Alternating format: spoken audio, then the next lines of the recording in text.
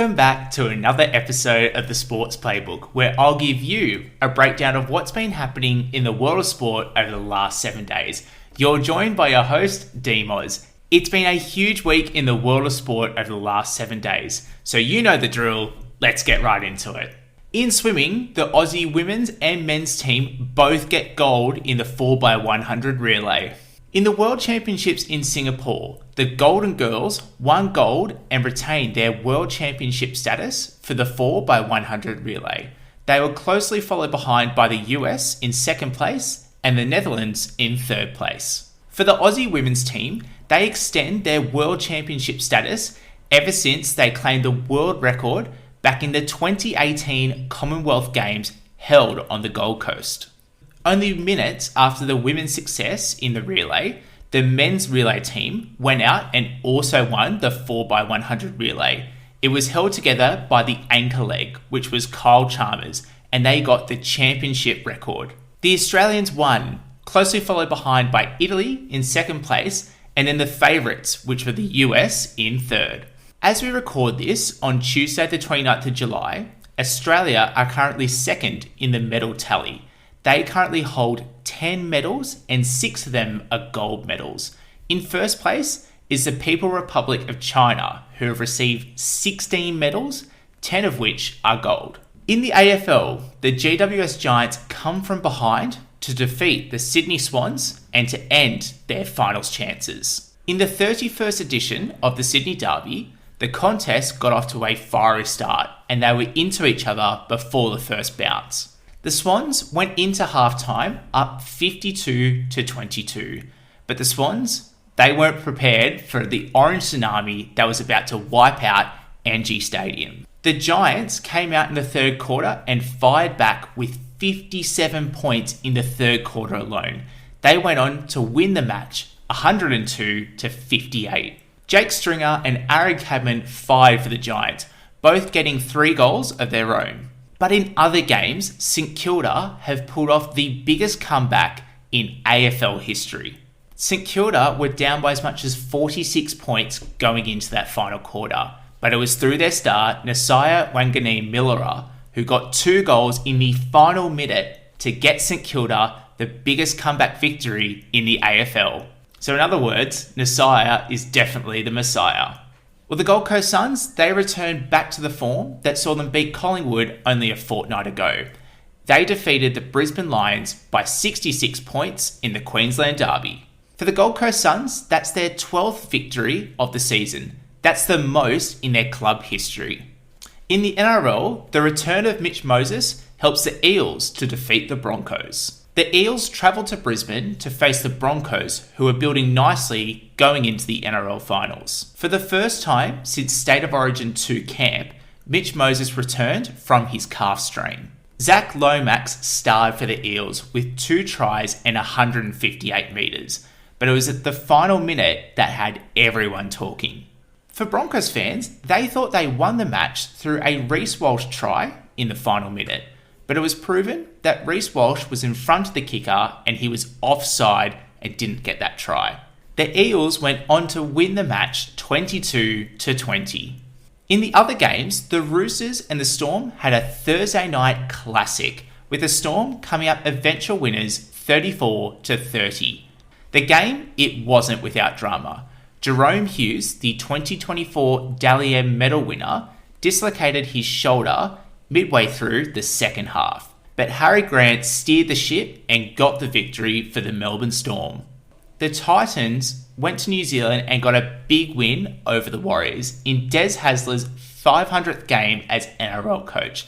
They defeated the Warriors 24-16. And on Sunday afternoon at Allianz Stadium, the Bulldogs paid tribute to their 1995 Grand Final winning team. The Bulldogs, they wore special tribute jerseys to honour the 1995 team, and the 95 team were there to form a guard of honour for the current Bulldogs players. The Bulldogs and Manly had a great game. It was 12-4 about midway through the second half, but the Bulldogs, they turned the screws and found their form. They defeated Manly 42-4. For the Bulldogs, Bronson Xerri and Jacob Kiraz both scored doubles during this historic match. In football, the Lionesses win the 2025 Euros in penalties. That's right, football is coming home for a second time thanks to the women's national team. Spain were the first to score, but thanks to Alessia Russo, England levelled the scores early in the second half. The match went into extra time with neither side being able to break the deadlock.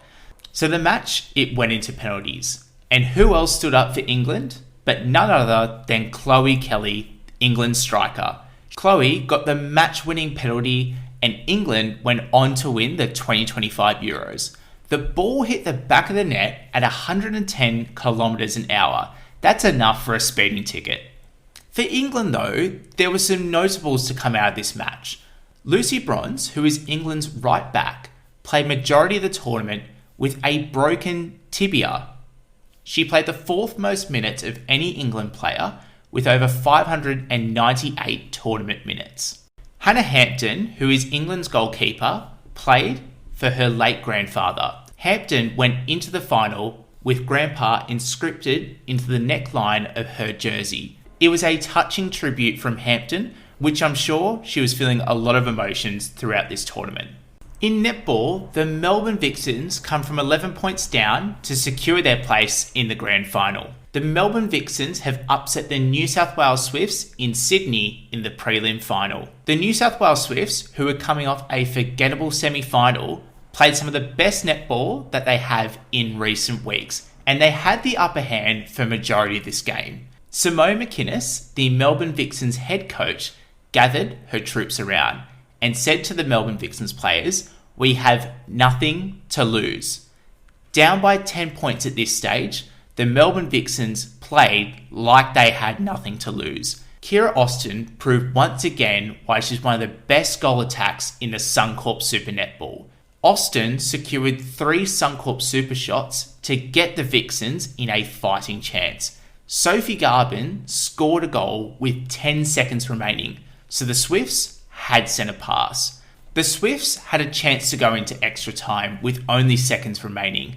Grace Wecky received the ball, passed to Helen Housby, but Housby was unable to sink that all-important goal.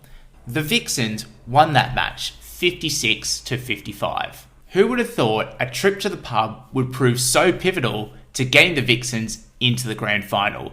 The Vixens will go on to play the West Coast Fever in this Saturday's grand final at Rod Laver Arena. In tennis, Alex de Minaur wins an epic Washington DC final. De Minaur won his 10th singles title in an epic tiebreak match that went on for over 3 hours. Alex de Minaur enters the top 10 once again after being out of the top 10 for about 6 weeks. De Minaur also saved championship point in the third set and went on to win the match.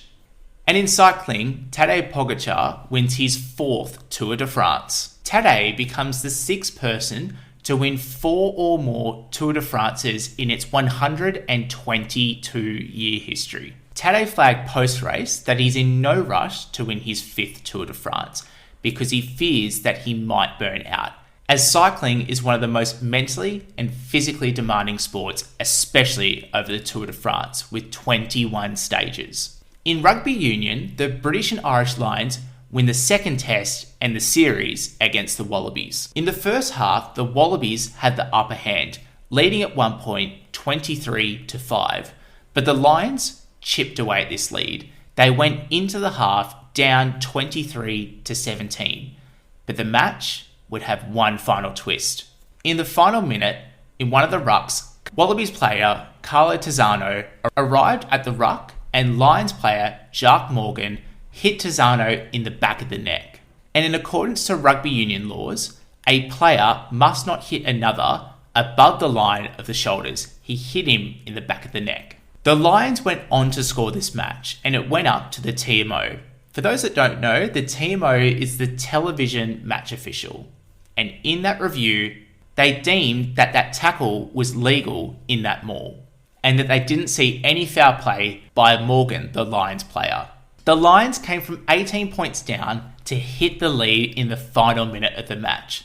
It was a disappointing end to the game for Wallabies fans. But for Wallabies fans, there's a lot to be proud about with the fight of this Wallabies side. The final match will be held in Sydney at Accor Stadium this Saturday at 7:30. And with that, we will take a short break and after get into your burning rubber breakdown.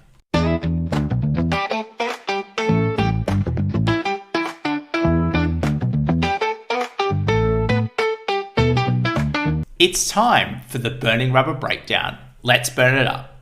In Formula 1, Oscar Piastri wins the Belgian Grand Prix.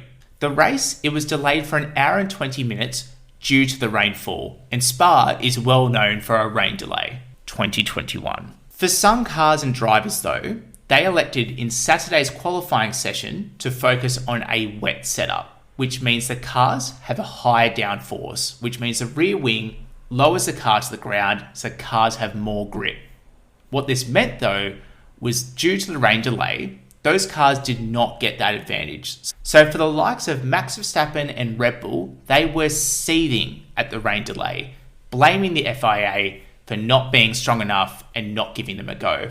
On the first non-safety car lap, which was lap 5 of 44, Norris got a little bit out of shape coming out of the first corner. Piastri, in second place, saw the opportunity and made his move. After getting a great entry through Eau Rouge and Raidillon, down the Kimmel Straight, Oscar Piastri made his move and he made it stick. He got into first place on the first racing lap. On lap 12, Piastri pitted for new tyres, and then it was a tyre management game. Oscar Piastri had to hold on for 32 laps with his old tyres. Norris was catching him at a rate of knots, but Norris made 3 crucial errors in the pursuit to get his teammate. But Piastri, the championship leader, kept his cool and his composure and went on to win the race. For Piastri, he's the first Australian Formula 1 driver to get 6 race wins in one season. With his 8th career win, Oscar Piastri equals Daniel Ricciardo's race record. That is this week's Burning Rubber Breakdown. And now it's time to get into your fast fact for a pub chat.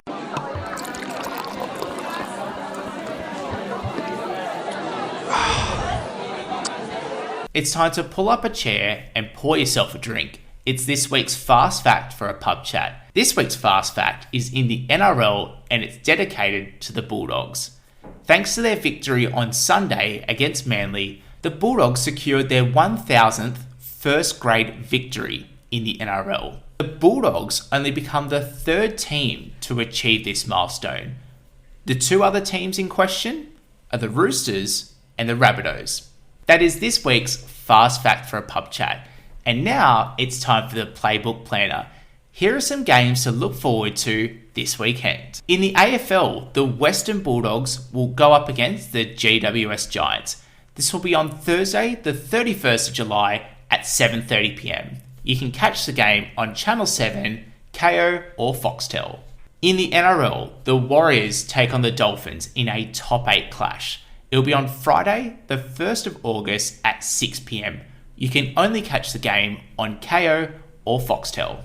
In Rugby Union, the Wallaroos will go up against Wales on Friday, the 1st of August at 7pm. You can catch this game only on Stan Sport. In the AFL, the Adelaide Crows will go up against Hawthorn in another top 8 clash. It's on Friday, the 1st of August at 7:40pm. You can catch this on Channel 7, Kayo or Foxtel. In Rugby League, it's the NRLW Magic Round. It will be held in Newcastle for 2 days, Saturday the 2nd of August and Sunday the 3rd of August. Games start from 12:15 on Saturday and on Sunday from 11:45am. You can catch all of those games on KO Sports. And in netball, it's the grand final. The West Coast Fever will take on the Melbourne Vixens at Rod Laver Arena in Melbourne. For Simone McInnes, this is her final game as head coach of the Vixens. She has held that position for 13 years and gets one final shot at the grand final. It's on Saturday, the 2nd of August at 7:30pm. You can catch it on KO Sports, Binge or Foxtel. And in Rugby Union, it's the 3rd and final test. The Wallabies will go up against the British and Irish Lions in Sydney.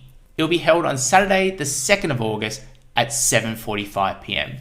You can catch this on 9 Now. And finally, in Formula One, it's the Hungarian Grand Prix. It's on Sunday, the 3rd of August at 11pm Australian Eastern Daylight Saving Time. You can catch this only on KO Sports and Foxtel. And with that, we have come to the end of today's show. Thank you so much for tuning in. If there's someone who hasn't listened to the Sports Playbook before, I would love for you to send this episode to them so they can get their sports news within 15 minutes delivered for their commute.